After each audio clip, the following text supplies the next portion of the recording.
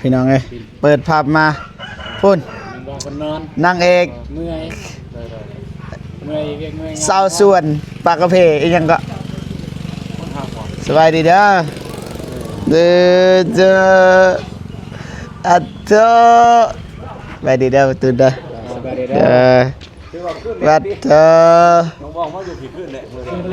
เป็นจังได๋จังหวะเพิ่นเดินมาได้ปรับตัวอยู่กันหน่อยปรับตัวเพิ่นให้แยกห้องบ่แม่นได้บ่คนละบ้าน นั่นไดฟันดีบ่เมื่อคืนนี่ บ่ได้ฟัน บ่ได้นอนเลยบ่จักแม่นบ่ นอนดึก แม่ในช่วงปรับโตวพี่น้องเอ้ยแบบในช่วงปรับโตวมันก็คือฮู้นั่นพี่น้องเพื่อนที่บ่เคยไปนอนนะเอาไปนอนนะบ่คือบ้านพักเฮายอมรับเลยนี่มันก็คือเฮาที่พักอันนี้เฮามาต้องปรับโตวปรับจูนเข้ากันบัดนี้บ่ตูนน้องบอง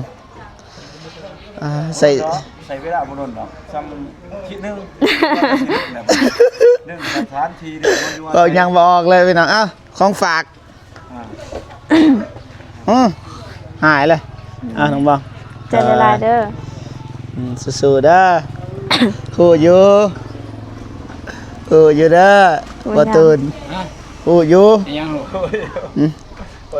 สบายดีเด้อไอ้วงเด้อเลยมีอันนั้นเว้ยมีพวกไม้นี่อะไรวะพอเจ็บนี่คือว่าบอกมีปริศนาตลอดให้ใครตลอดเนาะใครปริศนาตลอดเนาะใครปริศนาเด้อจักเราฮู้แต่ไสบ่ฮู้เลยฮู้เรื่องอีกขุดมาแต่ไสฮู้อยู่ก็ฮู้กันอยู่ก็ฮู้นี่สิบอกนี่สิเจ็บก็ฮู้ยังว่าก็บ่ได้ว่าหยังน้องบองนี่หน้าตาแบบจะเห็นว่าขอบตานี่บ่ได้นอนนี่ขอบตาดำนี่เห็นบ่นี่อันนี้นอนสะแข็งนี่นั่นได้ความรู้สึกมานอนอยู่นี่กับนอนอยู่เฮือนมันก็ต่างกันหน่อยนึง ต่างกันหน่อยนึงเด้อบ่นอนบ่ตูนมันแข็งแม่นบ่ยังบ่ได้นอนยังทันนอนบ่เลยบ่ได้การแล้วเปิดสดมื้อแรง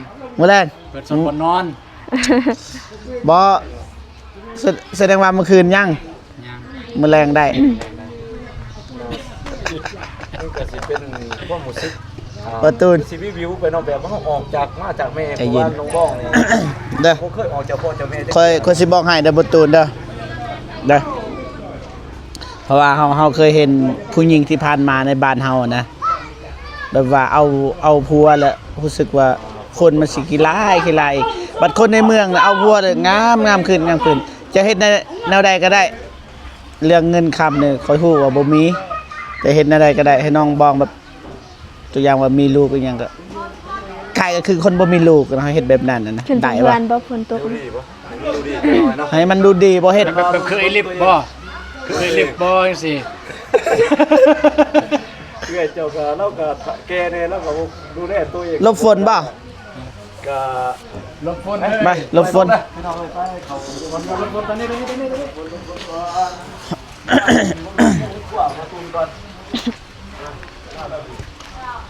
สบายดีนี่เด้อสบายดีเด้อเมียใส่เวียกบ่ได้บ่ตูนเพราะว่าได้ยินน้องเพิ่นเว้าเมื่อวานนี่บ่แต่งโตก็ได้สิเอาผัวแหละที่จริงแล้วเฮาอยากให้น้องเพิ่นแต่งโตคือเก่าหั่นแหละแม่นบ่อยากให้สิแต่งได้รอดปะตัวเองนะสำหรับวันนี้บ่ตูนบ่ห้ามแล้วก็บ่จำกัดน้องถ้าน้องเพิ่นอยากแต่งโตแต่งบ่ที่นั่นได้ก็ได้ว่าสิตัวเองว่าตัวเองงามตัวเองมีความมั่นใจเอารถบ่เป็นหยังสิบ่ได้บ่เฮาก็แบบว่า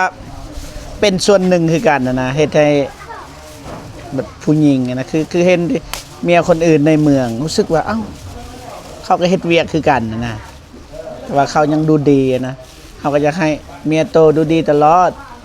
สิบ่เบื่อนะคันตัวอย่างว่าเบิ่งปล่อยแบบโซมเลยจังได๋ก็ว่าบ่ได้บางทีความรักเขามันคือว่านั่นเนาะเฮาบ่ทันรู้เว้านั่นโอ้บ่นะเว้าเพื่อสิแนวใดก็อย่าหักสุดหัวใจ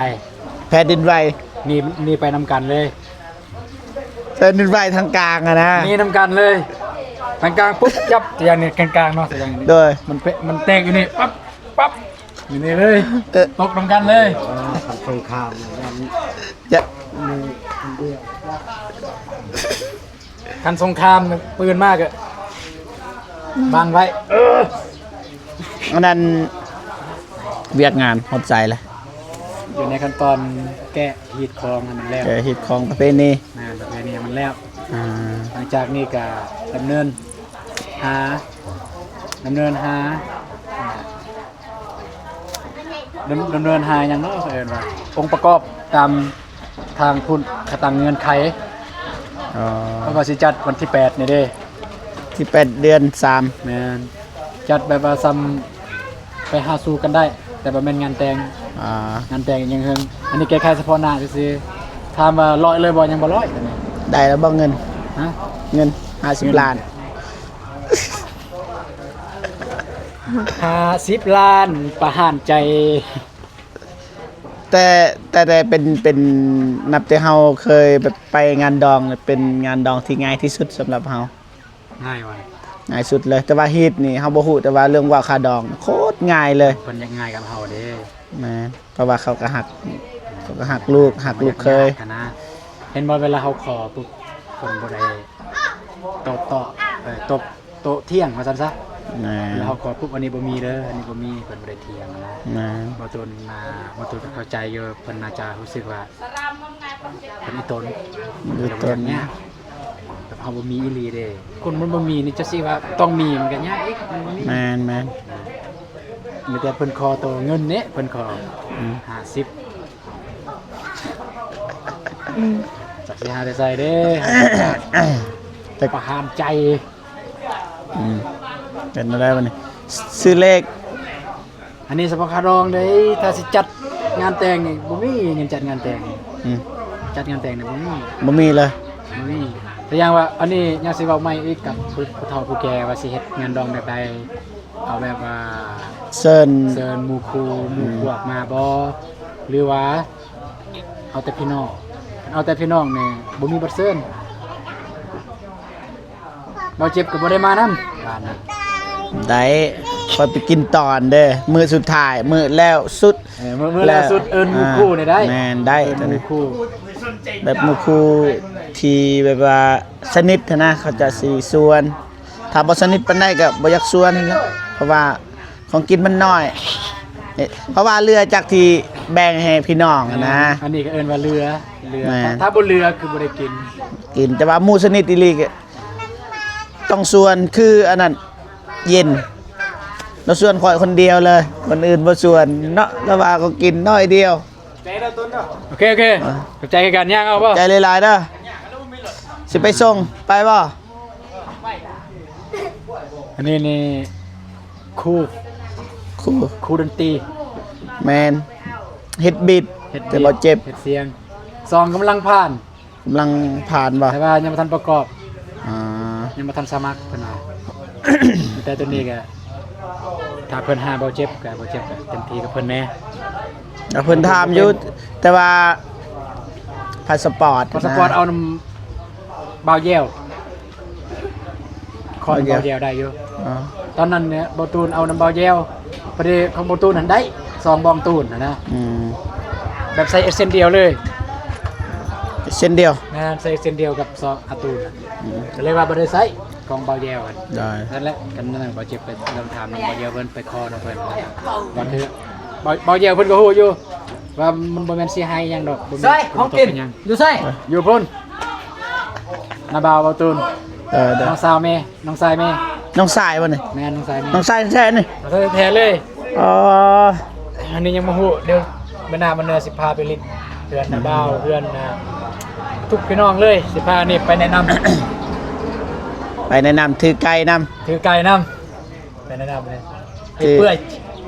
เปื่อยๆป่ะ แม่น กันจับอันเอาเข้าเวียกเข้างาน เด้อ เว้าเรื่องค่าดองเนี่ยถ้ามิลีนี่เจ้ามีเงินนี่หลายหน่อยซำใดแล้วเจ้ามีตอนนี้ พามาเรื่องคาดองเนาะ นะ ตามที่ เพิ่นขอตัวเฮาคิดนะคิดหนักๆแน่ใส่คอเงินกับเงินคืองัวตัวหนึงเนี่ยเฮามีแล้วมีตัวเดียวแหละงัวขวยมีแต่ตัวเดียวน่ะขวย อ่า งัวมันเฮาบ่เห็นฮอดขี้บอกคำบ่สุภาพแน่ มันบ่มีเลยเนาะ บ่มีอีหลีเลยหมู่นี่ถามว่าเขามีบ่เขาเองก็บ่มีแต่ว่าก็น่าจะสู้ได้อยู่ไปซื้อน้ำตลาดตะล่มน่าจะมีอยู่ มื้อนี้ก็สิไปซื้อว่ามื้อนี้ มื้อนี้ก็แม่นตัวนี้เนี่ยตัวเฮาสิไปเปื่อยจะได้ตัวนี้ อืม ทีมงาน ได้บ่ฝนบ่ แม่น ไอ้เตียงเพิ่นก็สิเอารถไปจอดอยู่ห้านแล้วก็เอารถอันนี้แหละไป แม่นบ่อันนี้แล้วไปหาเบาเตียงว่าจังได๋ แม่นแสดงว่านี่ยานแต่ใส่คอกับเงิน สะคอนนครมือแตง เพราะว่าเราต้องปลงเลยเงินเนยนะเขาว่าเงินสดเลย แต่เขาบ่มีนี่มันจะยืมพี่น้องแล้วไปนบไปคาบอยู่หั่นแหละคันพี่น้องมีมันบ่มีก็สิเฮ็ดแนวใดยาก คือค่ำเนี่ยใครแน่ คือคำตอนนั้นใครแน่คำนี่แปลว่า เป็นคำที่แบบแม่จงไว้ให้บ่ตูนเลยนะคำเฉพาะเลย ต้นนั้นบ่ แม่น อ่า เราจงไว้บ่ตูนเฉพาะเลยแบบ ดีเด้เจ้ามีคำเด้ คำมันก็คาดองของน้องสาว อ่าแต่คอยบ่มีเลยเด้คำตัวอย่างว่าคอยเอาเมียเนี่ยคำนี่บ่มีเลยเด้ คือจังซี่ตอนนี้อยู่เฮือนบ่มีแล้วคำ เพราะว่าจุอายเพิ่นเอาเมียหยังก็บ่ค่อยมีคำนะครับบ่มีนะครับบ่เคยนะคำปลอมมีอยู่นำบ่เจ็บที่เห็นที่เฮาใส่เห็นบ่น้องบอก เห็น ตอนไปถ่ายคลิปมันยังปัดซะตอนเล่น TikTok ก็ยังมีฟิลเตอร์นี่มันก็คิดว่าคำที่จริงคนใส่คำเขาฮู้เอ้าคำเจ้าคือว่าแข็งคำเขาพี่จับนั่นนี่ก็ได้คำเฮานี่สำนี่จึงคดได้ไปน้องบองตามสบาย โน่ ไปกินซะมันเปื่อยเลยไป ถึกใจว่าเนี่ย ถึกใจว่า ว่าที่โทรถามโทรหาบอตูนแต่ว่าบอตูนบ่ได้ยินเลยโทรหาน้องบอง ปะโทรศัพท์ไว้ไปให้เราเอิ้นพี่น้องมา อ่า กินกระแบะ อ่า กินแบะ ไปบองไปกินซะ ไปหากินหายาครับ อ่าต้นจะหน่อยมื้อแรงอีกมื้อแรงก็มีบ่เสือผ้าห่ม บ่มีเด้อ มีแต่ตัวเก่า ฮะ หั่น ได้บ่นอน มีแต่ตัวเก่าหั่น ตัวเก่าเลยบ่มี บ่มันต้องเปิดใหม่เลยซะผ้าห่ม ผมเนี่ยมีอยู่ผมเบาเตียงเอาให้ตอนนั้นสีชมพู อ๋อ แต่ว่าเสื้อยังตัวเก่าเลยยังได้อยู่ถ้าน้องบองก็น้องก็ได้อยู่สำเร็จ อีกบ่ดนนะน้องบองบ่ตูนนี่จอยไปฮู้แล้วเริ่มจอยโลดบ่ตูนฮะบ่คิดหนักเลยบ่ตูนช่วงนี้ว่าความจริงเด้จอยบ่เพราะว่าเฮาอยู่นำกันนะบ่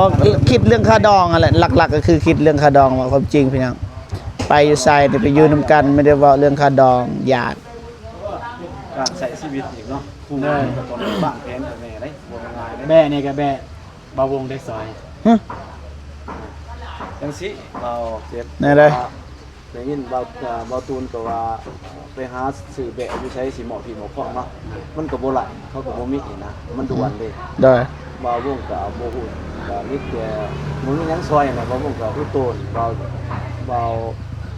ตูนก็ได้ว่าให้น้องเพิ่น ได้ ผู้หนึง โอ้ อ่า ใจหลายๆเด้อ ว่าหน่วยบ่เป็นหยัง ใจแทน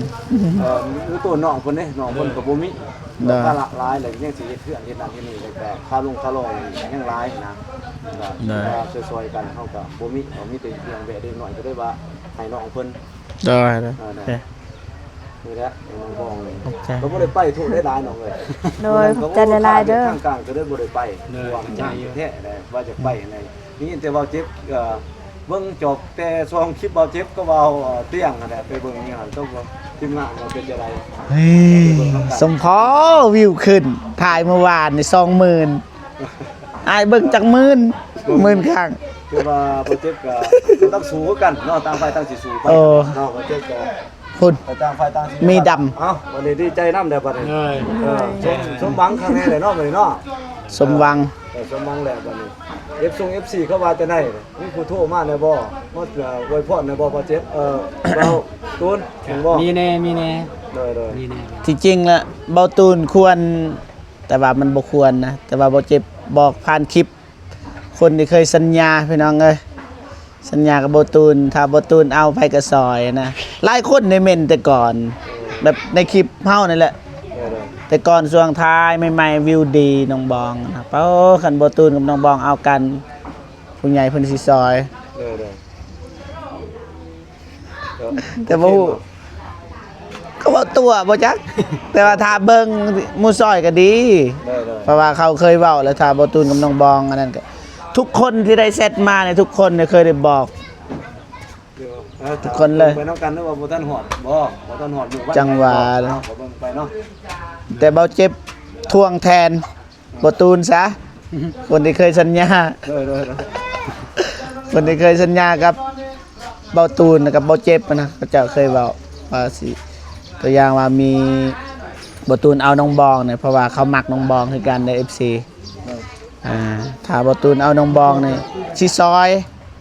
แต่ว่าตอนนี้ก็บ่เห็นทางบ่เจ็บมิดจิลีมาแต่บอกผ่านคลิปนี่แหละพี่น้องเอ้ยใครเห็นก็อย่าลืมกระเทินได้เว้าแล้วเด้บ่ฝนก็เว้าเด้เอางัวให้แต่บ่ทันเห็นตรงงัวซับบ างคนว่าบ่ให้ฆ่าเด้อกันให้เด้อ บ่ให้ฆ่า คันว่ากันให้บ่ให้ฆ่าอยากให้เรียก อ้าว ไม่เฟซบุ๊กเด้เป็นชิ้น อันนี้คือจุดประสงค์ของเพิ่น ให้เรียก แม่นให้เรียก อืม บ่อยากให้ฆ่า อ่า ให้เรียก เข้าใจแล้วดีแล้วดี อย่างแม่นมันจะแพร่พันธุ์ได้ แม่เป็นทรัพย์สมบัติเบาตูนน้องบองเลย แม่น แล้วไผคนเลี้ยงบัดนี้ ตัวหนึงก็เอาน้องบ้องเล็กเราอยู่บ้านอยู่เพื่อน บอกแล้วน้องบองก็ไปถ่ายคลิปคือกันนี่มีซองเด้ เอาทายกับมีเวลาเลี้ยงอยู่เนาะงอตัวเดียวเนาะน้องบ้องเนาะ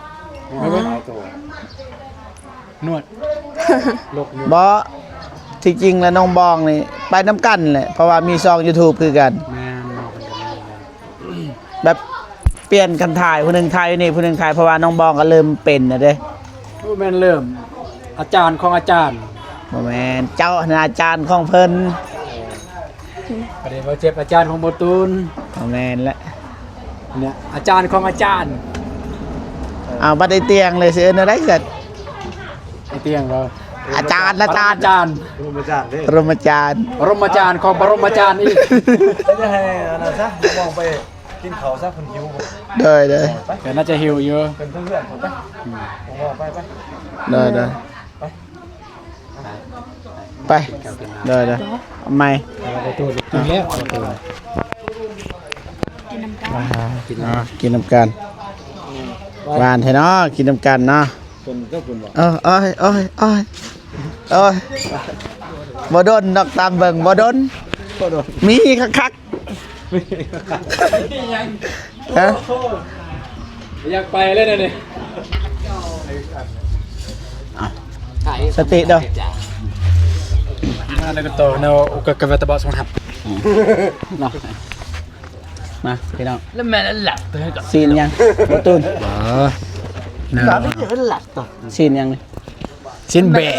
แต่ แบะแบะแบะเบาวง ส่งขยะ แบะเบาวง ไผเฮ็ดบ่ตูน ตัวตูนเฮ็ดเองเนี่ยเฮ็ดกับมือเลย โอ้ อันนี้ว่าตัวสุดท้ายเหรออร่อยเนี่ย ตัวยับเนาะจ้ะ ผู้ใด ถ่าย ไตครับ เอา เอาแป๊บมา เบาเจ็บเพิ่นมากิน เวลามาเฮ็ดก็ได้อ่ะ ให้ผมตะปนในก่อนนะเดี๋ยวการตะปนในก่อนเด้อ เนื้อเราถ่ายอัน มาบอกไปตะโกนอร่อยเน็กเม็ดดงห่างเลยเจ้าทองเน็ก มึงดอกเอาเบิ่งเวลามาเวลามากับนุ่งกังอัน โอ้ฝนตกสามพี่น้อง เฮ้ยดำฮะ ดับนี่ นี่มันใหญ่แบบดงห่างปนในก่อน ไอ้วง ไอ้วงมาวงกินข้าวมานั่งนี่แต่ว่าฝนตกเด้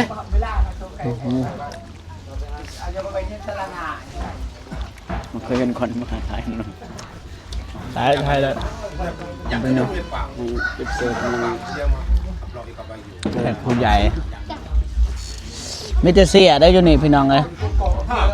เสียบ่มีเงิน แต่เหมือนเงิน ถูกเสียบ่มีเงิน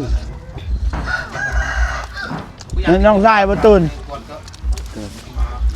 มาเนี่ยก็น้องทราย รุ่นนะสาว นี่อีเชี่ย สาวอ่ะหมวกเราเขาซื้อไม่หมวกกันพรดูสปอร์ต น้องทรายแม่เปล่า อันนี้น้องทรายแม่น้องไซล่า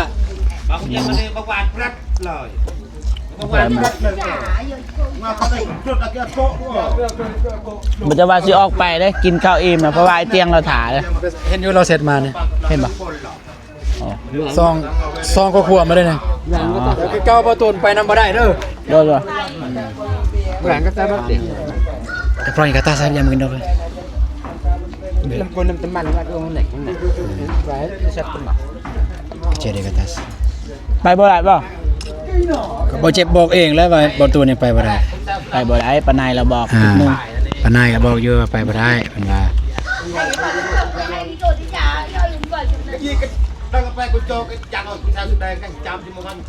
เขาเล่าเรื่องอันนั้นบ่เราเป็นพญาติในมืออย่างบ่เราหยาดมาอยู่นี่แล้วบ่หรือว่าจังได ใหญ่ดอกคนหนึงก่อนนะ มะเร็งนะมะเร็ง เป็นมอลิง จะต้องเป็นมอลำมะเร็ง มะเร็งเมื่อวาน มะเร็งได้หมอ กัน มะเร็งมะเร็งมะเร็งมะเร็ง เพื่อนแบบใด มะเร็งมะเร็งมะเร็งนะ เพื่อนแบบใดก็เห็น พี่หน่อย เพื่อนเข้าแบบใด อ้าวบ่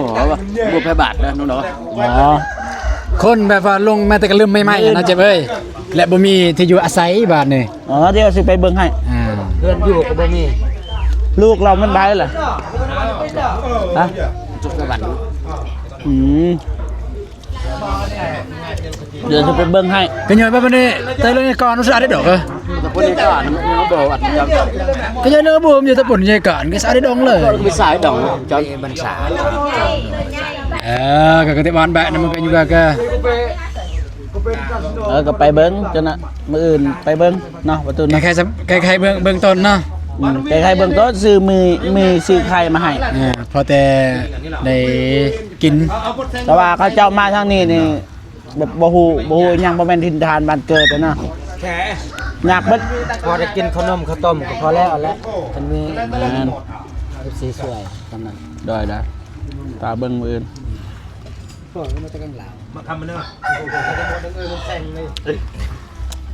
มันดูเหล่าอัดกระจองตังเหล่า ไอ้เตียงถ่าเลยมาเด้อมาลุง ใส่ฝน เอานัง บาฝนมาแล้วบาฝนมาแล้ว โอ้โห Tam lên một trà. Tầm mê trà.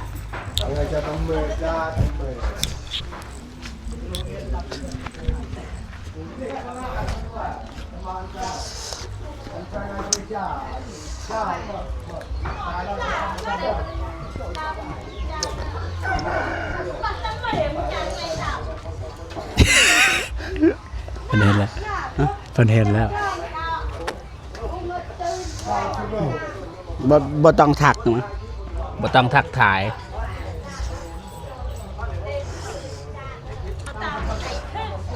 บ่ฝน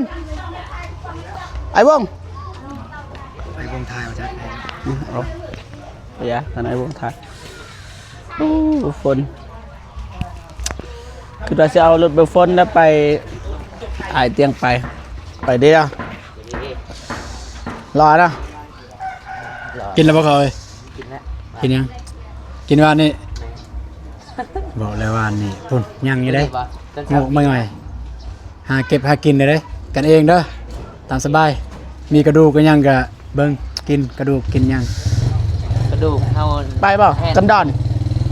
ถามนี่ก่อน พาไปซื้อหมู ไปแล้วบ่ ผมไป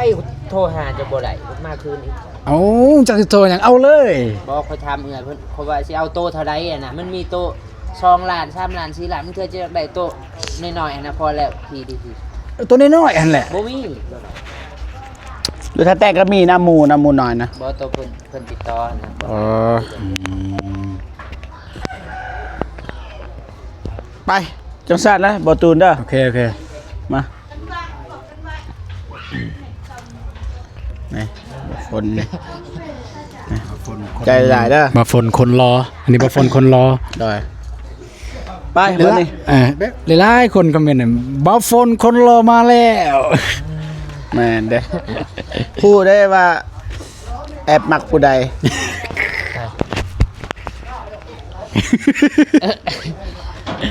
เอ้ยบอกมันบ่เจ็บบ่ แม่น ปลารถนำไอ้วงว่าปลารถบ่เจ็บนำไอ้วงว่า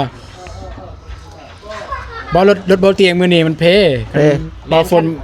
ความหมายนี่คันบ่ได้ไปเอาหมู่มีแต่สิไปนำทีมงานนั่น โอเคได้